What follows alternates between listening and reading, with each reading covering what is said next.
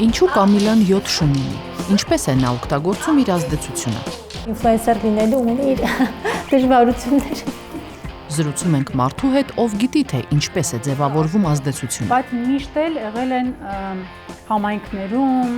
թաղերում, գյուղերում մարդիկ, որոնք կարծիք են ձևավորել։ Հեռացնում ենք ֆիլտրը։ Արդյոք ինֆլուենսերների կյանքն այնպիսին է, ինչպիսին երևում է։ Ինֆլուենսերները ոչ միշտ են հաջողակ կյանք ունենում, ոչ միշտ են կատարյալ կյանք ունենում։ Եվ վերջապես, եթե ալարկոտ չեք, սովորեք նոր լեզուներ ու պարային շարժումներ, օգտագործելով մեր գործիքները։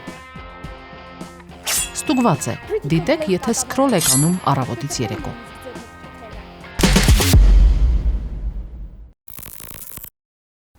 Ողջույն։ Սոցիալական մեդիան ձևավորում է թրենդներ, վերաբերմունք, փոխում արժեհամակարգ եւ մոտեցումներ։ Այսօր խոսելու ենք մարդկանց մասին, որոնց հետևում ենք սոցիալական մեդիայում։ Նրանք ձևավորում են միտումներ, դառնում մեր առօրյայի անբաժանելի մասը, ոգեշնչում հազարավորներին, ազդում մեր որոշումների վրա։ Եվ երբ այդ ազդեցությունը հիմնվում է հոգատարության ու պատասխանատվության վրա, այն սկսում է փոխել նաև մեր միջավայրը։ Մենք այսօր պատմելու ենք ինֆլուենսերների մասին։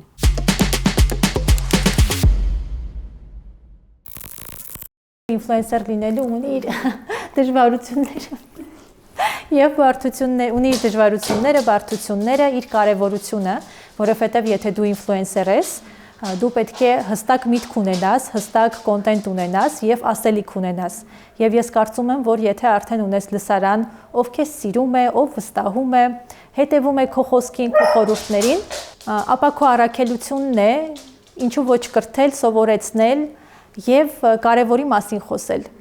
Սոցցանցերը ոչ միայն ինքնարտահայտման հարթակ են, այլ նաև փոխօգնության եւ ազդեցության ուժեղ գործիք այն մարդկանց համար, որոնք ուզում են խոսել կարևոր խնդիրների մասին։ Սիրել կենդանիներին, ցույց տալ դա եւ տարածել այդ սերը, որպեսզի մարդիկ հոգ տանեն անտուն կենդանիների նկատմամբ։ Սա Կամիլայի սոցցանցի էջի հստակ ուղղվածությունն է։ Մեր հասարակությունը իրականում այդքան էլ կենդանասեր չէ եւ կենդանիների հետ կապված թեմաների 90%-ը բացասական է։ Մոլին Կամիլայի առաջին շունն է։ Երբ նվիրել են, անգամ չի պատկերացրել, թե կենդանու նկատմամբ զգացմունքները ինչպես են փոխելու իր կյանքը։ Մոլիից բացի Կամիլան այժմ եւս 6 շուն ունի, որոնց որդեգրել է։ Մեր բոլոր 6 շունիկները որդեգրված են դրսից, այսինքն կացարանից չենք վերցրել, հենց մեր բակի շունիկներն են եղել, անօգնական մեր աչքի առաջ ենթադրենք կենդանին ընկել է մեքենայի տակ, մենք զբաղվել ենք իր բուժման, որդեգրման հարցով, վերջում շունիկը չի որդեգրվել եւ մենք պահել ենք եւ այդպես նրանք դարձան թվով 7-ը։ Կամիլան իր էջի շնորհիվ որդեգրման է տվել տասնյակ շների ու կատուների եւ փրկել է 100-ից ավելի կենդանիների։ Նա նշանաբան ունի՝ մի գնիր, այլ որդեգրիր, որով խրախուսում է, որ կացարաններում պահվող կենդանիները որդեգրվեն, գնան ընտանիքներ։ Կամիլան ասում է, որ շատ դեպքերում կենդանիները դրսում հայտնվում են այն պատճառով, որ մարդիկ վերցնում են նրանց ու հետո լքում։ Կամիլան իր էջի միջոցով փորձում է հնարավորինս շատ մարդ ներգրավել կենդանիներին օգնելու գործում։ Էջը օրորի մեծանում է եւ մարդիկ իմանում են իմ մասին եւ դիմում են ինձ։ Այսինքն շատ ժամանակ միայն օգնությունը ֆինանսական չի, այլ պարզապես ֆիզիկական, ենթադրենք մի շուն ունի օգնության կարիք, իրեն պետք է տանել, հասցնել կլինիկա,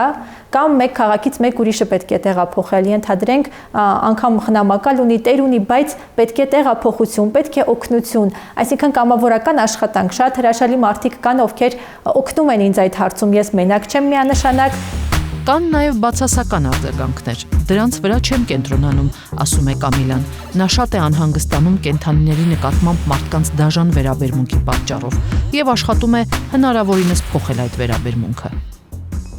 Մեկ մարդ վնասում է մեկ շանը եւ այդ շունը այլևս չի հասկանում ումից պետք է վախենալ եւ զգուշանալ։ Եվ վնասում է մեկ այլ մարդու, ով պարզապես նման է լինում արտաքնապես կամ հոտով կամ հագուստով։ Երեխաների թեման շատ կարևոր է, որովհետև նախ եւ առաջ պետք է որևէ կրթական ծրագիր լինի, որը որ կսովորեցնի երեխաներին սիրել բուսական եւ կենդանական աշխարհը, չվնասել, չփչացնել ծառ ծաղիկը, այսինքն միայն կենդանիների մասին չի։ Ծանոթացեք իմ բակի շունիկները, իրանք դեռ որ ընտանիք չունեն, բայց մենք ակտիվ փնտրում ենք իրենց համար հոգատար տեր ու ընտանիք։ Բարեգործությունը միայն փողի մասին չէ։ Շատ դեպքերում դա նախ եւ առաջ վերաբերմունք է։ օրինակ չթափել տանը ավելացած սնունդը եւ կերակրել բակի շներին ու կատուներին։ Անտուն կենդանիները մեր սիրո եւ օգնության կարիքն ունեն։ Կամիլայի այս ազդեցիկ ուղերձը շատերի համար արդեն կենսակերպ է դարձել։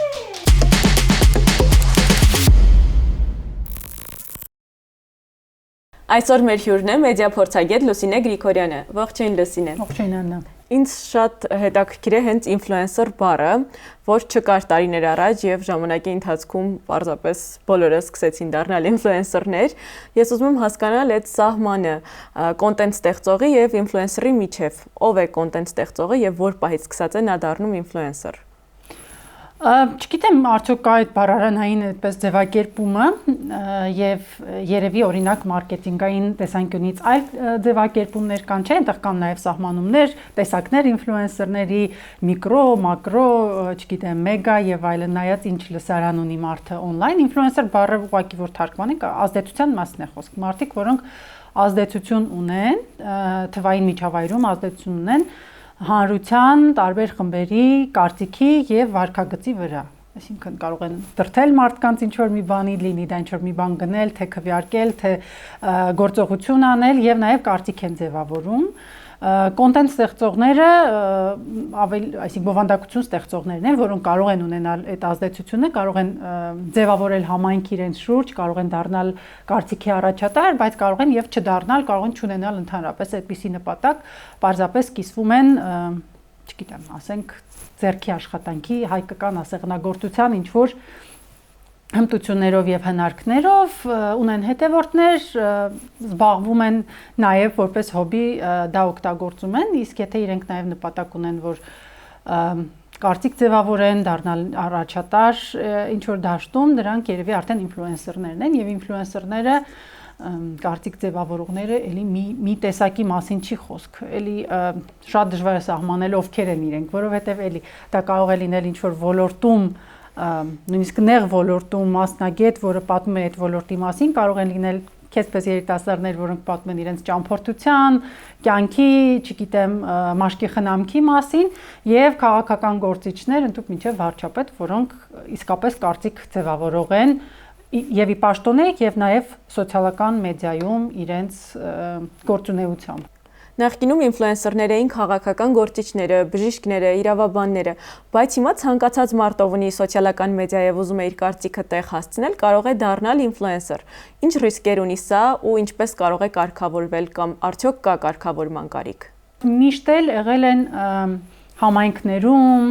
թաղերում, գյուղերում մարդիկ, որոնք կարծիք են ձևավորել, եղել են իմաստուն, չգիտեմ, խելացի, հետաքրքիր եւ իրենց շուրջ նաեւ խմբեր են ձևավորվել։ Հիմա այդ ամենը շատ ավելի հանրային է դարձել եւ հնարավորություն են ստացել բոլորը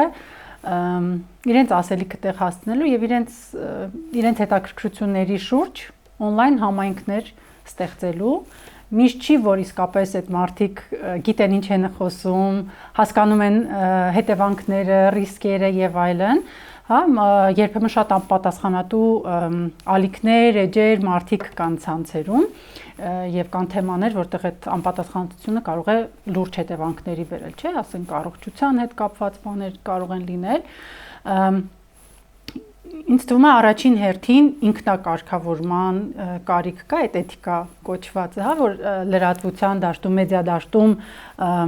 գոյություն ունի, մասնագիտական սկզբունքներ կան, ինքնակարգավորման կանոններ կամ բլոգերները հիմնականում դա չունեն, չնայած մենք կարող ենք գտնել նմուշներ էթիկայի կանոնների ինֆլուենսերների համար, բայց լայն տարածում չունի դա, եթե այդպիսի սկզբունքների շուրջ գոնե համայնքը պայմանավորվի, ինչը մենք մեր բլոգինգի դպրոցում փորձում էինք անել, հա, վերջում այդ խմբի հետ պայմանավորվեցինք մի խումբ կանոնների շուրջ, օրինակ, որ չճշտված ինֆորմացիա չենք տարածում,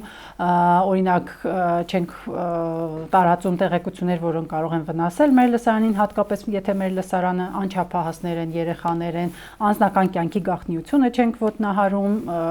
մարդկանց մասին անձնական տվյալներ չենք տարածում առանց իրենց համաձայնության եւ այլն եւ այլն։ օրենքները կարգավորում են շատ ավելի լայն, որ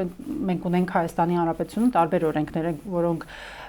պաշտպանում են մարդկանց վիրավորանքից, զրպարտությունից, ապատեղեկատվությունից, ինչ որ չափով, եթե ոտնահարվեն նման օրենքներ, նման կանոններ, որոնք արդեն գոյություն ունեն երկրում, տեսել ենք դեպքեր, որ նաև on-line բովանդակություն ստեղծողները պատասխանատվության են ենթարկվում իրենց խոսքի համարատելության, խոսքի վիրավորանքի եւ այլնի համար։ Շատ ավելի նեղ եւ խիստ կարգավորում չի ուզի որ լիներ, որովհետեւ դա կարող է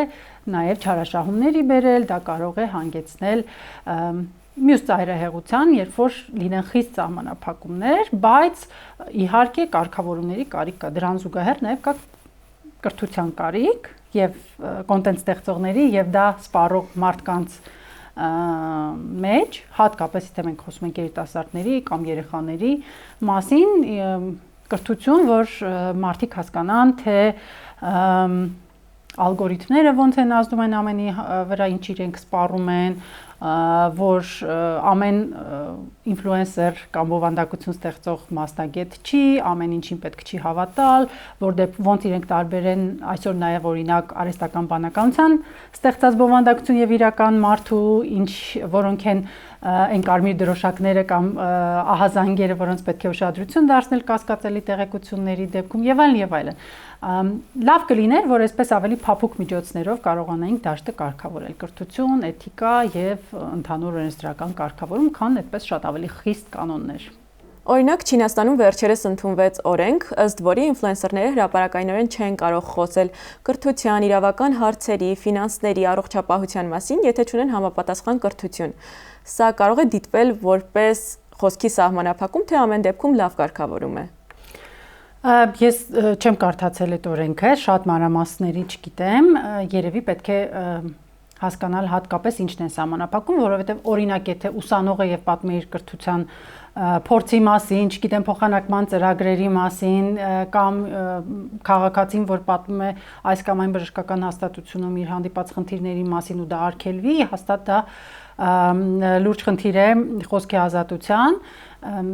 բայց եթե դա մասնագիտական խորհրդատվության մասին է, որ չեն կարող դեղեր խորհուրդ տալ եւ այլն, իհարկե նման սահմանափակումներ կգտնենք նաեւ մեր օրենքներում։ Մենք ինֆլուենսերներս հաճախ նկարում ենք այնպիսի կոնտենտ, որը վստահ ենք, որ տարածվելու է, մեր էջին ճանաչելիություն է բերելու, բայց հաճախ այդ պահանջարկը կոնտենտի չի համընկնում մեր սկզբունքների ու արժեքների հետ, բայց գիտենք, որ եթե նկարենք այնինչ մեր արժեքներին եւ սկզբունքներին համապատասխանում է, գուցե մեր էջը տուժի, գուցե հետևորդներ կորցնենք, որն է ճիշտը, հետևել թրենդերին ամեն դեպքում եւ պահանջարկին, թե ստեղծել նոր առաջարկ, անգամ այն ռիսկով, որ գուցե հետևորդները չաճեն կամ կորցնենք հետևորդներ։ Արժեքները եւ սկզբունքները չպիտի հակասեն նրան, ինչ որ անում ենք մեր էջերում, այդ երբ որ մենք անում ենք վլոգինգի դպրոց եւ հրավիրել էինք հայտնի յութուբերներից մեկին, որ դասընթացներ անի, նա նույնպես շեշտում էր դա եւ պնդում էր, որ եթե դու հավատարիմ մնաս քո արժեքներին, քո հետաքրքրությունները անկեղծորեն եւ բաց կարողանաս կիսել քո լսարանի հետ, դա պահանջված բաներից մեկն է, այսինքն մարդիկ ուզում են անկեղծ խոսք, անձնական փորձ, իրական զգացմունքներ, իրական փորձառություն եւ լսարանը զգում է, երբ որ կեղծիք է տեսնում ինֆլուենսերների բովանդակության մեջ։ Ինֆլուենսերները ինչի են այդպես նույնիսկ մեդիա դաշտը գրավել, ընդհանրապես տեղեկատվական դաշտում այդ փոփոխությունը մենք տեսնում ենք պաշտոնական աղբյուրներ, լրատվամիջոցներ կամաց կորցնում են իրենց լսարանը եւ ինֆլուենսերներ անհատները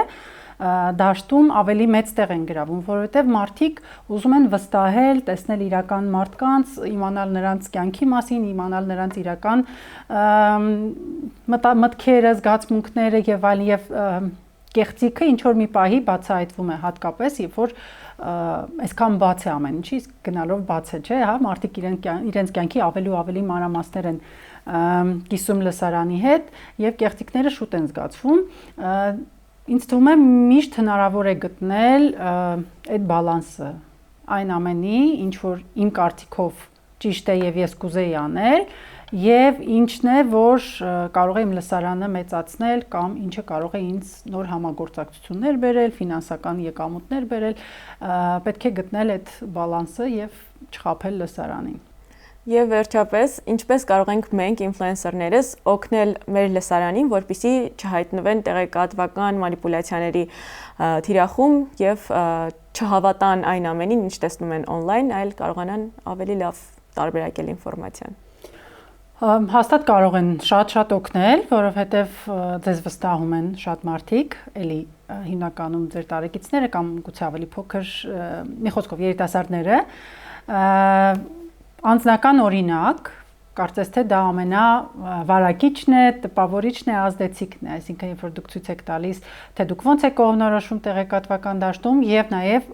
երբեմն պատմում եք, թե ոնց եք ստեղծում ձեր բովանդակությունը, օրինակ, որ այս ինֆորմացիան կասկածելի էր, ես այսքան տեղ ստուգեցի, նոր պարզեցի, որ մինչեւ ձեզ կպատմեի։ Ունենալ այդ էթիկայի կանոնները նաեւ լսարանի համար, այսինքն իմեջում ես չեմ հանդուրժում ինչ ատելության խոսք, վիրավորանք, չգիտեմ, SSS կարծրատիպերը եւ ինչու։ Դա նույնպես իրազեկում եւ կրթություն է եւ մարդիկ հասկանում են, որ դրանք կարեւոր բաներ են, ինչու են դրանք կարեւոր եւ այլն եւ այլն։ Շնորհակալություն։ Եթե նախկինում ինչ-որ բան սովորելու համար պետք էր A կետից պարտադիր B կետ գնալ, ապա առցանց աշխարհը փոխեց կրթվելու մշակույթը։ Այսօր դրա համար բավական է ունենալ հեռախոս եւ ինտերնետ։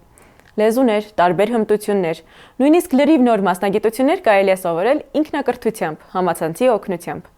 Մեր գործիքների տուփից այսօր 2 հետաքրքիր գործիք ենք բերել։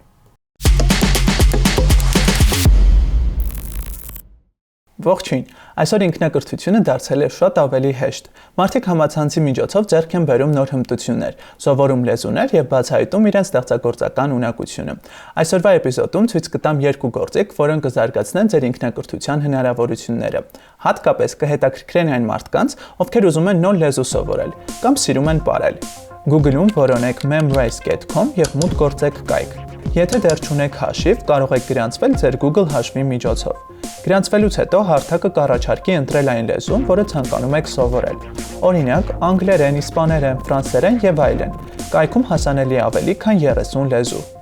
Լեզուն ընտրելուց հետո կայքը ցույց է տալիս տեսանյութեր, որտեղ մարդիկ այդ լեզվով արտասանում են բառը, իսկ ներքևում նշվում է դրա թարգմանությունը։ Salut. Salut. Salut. Սա օգնում է լսել եւ ճիշտ արտասանել բառը։ Երբ բառը սովորեք, սեղմեք continue եւ անցեք հաջորդին։ Մի քանի բառ սովորելուց հետո հարթակը առաջարկում է փոքր հարցաշար, որտեղ պետք է նշեք, թե տեսանյութում ինչ բառ է օգտագործվել։ Quoi de neuf? Lessons բաժնում կտեսնեք ձեր սովորած բառերը եւ ամեն անգամ այստեղ start սեղմելով կարող եք շարունակել ձեր դասընթացը։ Videos բաժնում կարող եք դիտել տարբեր տեսանյութեր եւ դրանց միջոցով սովորել նոր բառեր։ Օրինակ կարող եք սովորել գովազդային տեսանյութի միջոցով։ Սեղմեք Add First Words բաժնի կոճակը։ Բացված պատուհանում նշվում է, որ այս տեսանյութի միջոցով կարող եք սովորել օրինակ 11 նոր բառ եւ կտեսնեք այդ բառերի ցանկը։ Իսկ Watch Video սեղմելով կդիտեք տեսանյութը։ Dis papa. Maman. Allez, dis papa. Maman. Dis-le ou c'est papa qui boit ton biberon éveil. Երբ արդեն բավական բառապաշար ունենանք, կարող ենք ընտրել Conversations բաժինը եւ իրավիճակային երկխոսություն վարել։ Օրինակ, ինչպես ֆրանսերենով սուրճ պատվիրել։ Սեղմեք Start Conversation երկխոսությունը սկսելու համար։ Եթե դժվարանում եք, կարող եք գրել ձեր նախընտրած լեզվով եւ հարթակը կօգնի այն թարգմանել։ Կարող եք նաեւ օգտվել AI գործիքից, սեղմելով Hint, որը կառաջարկի մի քանի տարբերակ։ Նոր լեզու սովորելը ժամանակ է պահանջում, բայց ճիշտ գործիքներով դա կարող է դառնալ հեշտ եւ հաճելի։ Փորձեք այս գործիքը եւ բացահայտեք նոր հնարավորություններ։ Երբ ասում ենք արհեստական բանականություն, սովորաբար պատկերացնում ենք, որ այն գրում է տեքստեր, ստեղծում նկարներ կամ երաժշտություն, եւ սա սխալ պատկերացում է, որովհետեւ AI-ը նաեւ պարում է եւ այն կարող է ձեզ սովորեցնել պարային շարժումներ։ Ներբեռնեք Google Arts and Culture հավելվածը։ Պարզ քայլերով մուտք գործեք ձեր Google հաշվի միջոցով։ Search and Explore բաժնում որոնեք Wayne McGregor's AI SOMA։ Սեղմեք այդ կոճակը եւ կտեսնեք գործիքի մասին նկարագիր։ Ընտրեք Launch Experiment եւ Start։ Շատ կարեւոր է ունենալ լավ լուսավորություն եւ ազատ տարածք, որ AB-ն կարողանա անցալել շարժումները։ Եթե պատրաստ եք, սեղմեք Next։ Մի քանի շարժում տեսաձայնագրելուց հետո գործիքը ուսումնասիրում եւ ավելացնում է համապատասխան բարեային շարժումներ։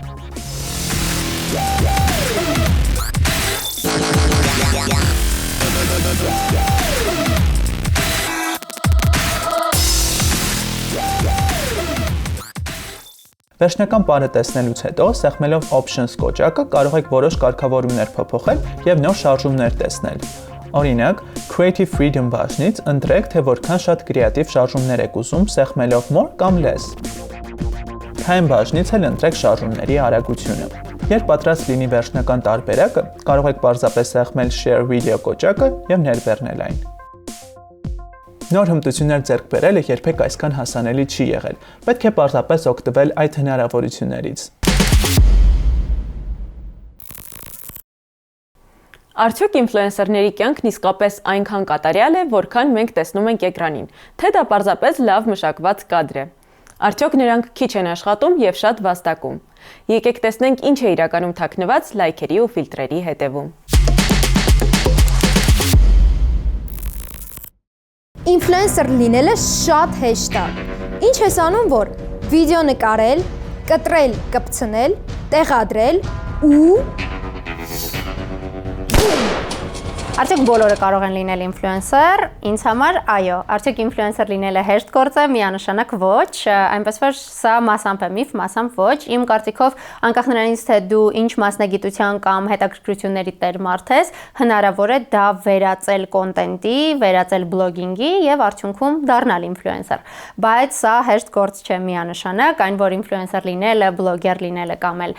հեշտ է, դա միանշանակ միֆ է, որովհետեւ դա աշխատանք է ենթադրում, ամուր նյարդեր է ենթադրում, լսարանի հետ շփում է ենթադրում, երբեմն հեյթի դիմանալ է ենթադրում եւ բազմաթիվ այլ բարդություններ, այդ թվում անընդհատ բախվել այս միֆին, որ դա հեշտ գործ է։ Ըստ Royal Society for Public Health-ի հետազոտության, սոցիալական մեդիան հաճախ ստեղծում է կատարյալ կյանքի պատրանք, ինչը հատկապես երիտասարդների մոտ կարող է առաջացնել ինքնագնահատականի նվազում եւ սոցիալական համեմատություն։ Ինֆլուենսերները ոչ միշտ են հաջողակ կյանք ունենում, ոչ միշտ են կատարյալ կյանք ունենում, դա որ հաստատ, ինչ մնում է ցույց տալուն, բնականաբար ցավոք կան մարդիկ, որոնք դիտմամբ ինչ որ կեղտիրականություն են ցույց տալիս իրենց սոցցանցերի էջերում, բայց վստահաբար կարող եմ ասել, որ ինֆլուենսերների մեծ մասը գոնե իմ ճանաչած ինֆլուենսերների ոչ թե կեղծում են ինչ-որ բան, այլ ցույց են տալիս միայն լավը, այսինքն այն լավը, որ իրենց կյանքում կատարվում է։ Եվ եթե անկեղծ ես դրան միշտ չէ որ վատ եմ վերաբերվում։ Դա իմ կարծիքով նախընտրության հարց է։ Կա միֆ, որ երիտասարդ սերունդը մենակ կարող է լինել ինֆլուենսեր։ Կամ այդ ոնց եք ասում Gen Z-ն։ Կարծում եմ, որ Gen Z սերունդը ամենամեծ հնարավորությունը ունի հաջողելու ինֆլուենսինգի բնագավառում, որովհետև ձեզ քիչ բան է կաղապարում, այսինքն շատ բաներ կան, որ ես ինքս ուզում եմ անել, բայց արդեն կաղապարում եմ, լավ, դե ամոթ է, ուղարկում եմ ինչ-որ ավելի երիտասարդ գործընկերներս, ասում եմ կողա սա նկարես կամ կողա նման մի բան նկարես, բայց տարիներ առաջ, երբ ամեն ինչ շատ նոր էր, ունեինք տնային տնտեսուհիներ, որոնք իրենց կյանքով էին կիսվում, ցույց էին տալիս իրենց խոհանոցը, առևտուրը, ընտանիքը, ընտանեկան փոքր ու մեծ խնդիրները, լավ ու վատ կողմերը, այնպես որ չէ, միանշանակ սա միֆ է։ Կա միֆ, որ ինֆլուենսերները պատրաստ են գովազդել ամեն ինչ։ Critical Blade կատանաներ կկտրեն նույնիսկ ձեր մտքի թելը։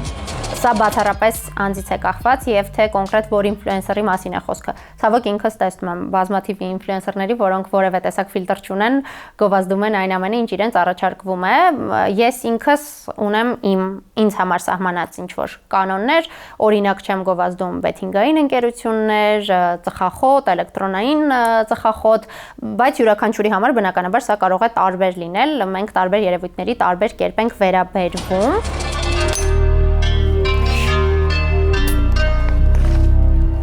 Էս իսկական է։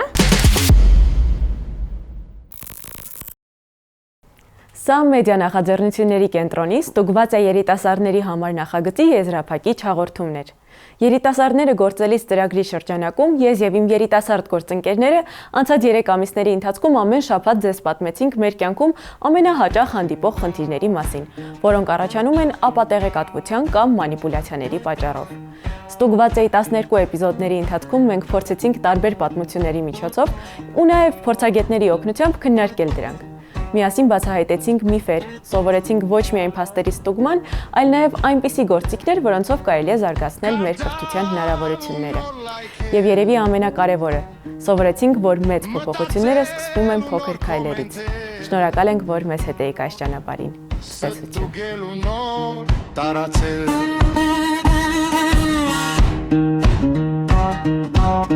Շատ դժվար չէ, բայց ասում են անհարմար է, ու քանի այդպես է, գլինի սուտ լուրը, մեր պատասխանը սուտ լուրերին, շտուկված է, շտուկված է, շտուկված է, շտուկված է,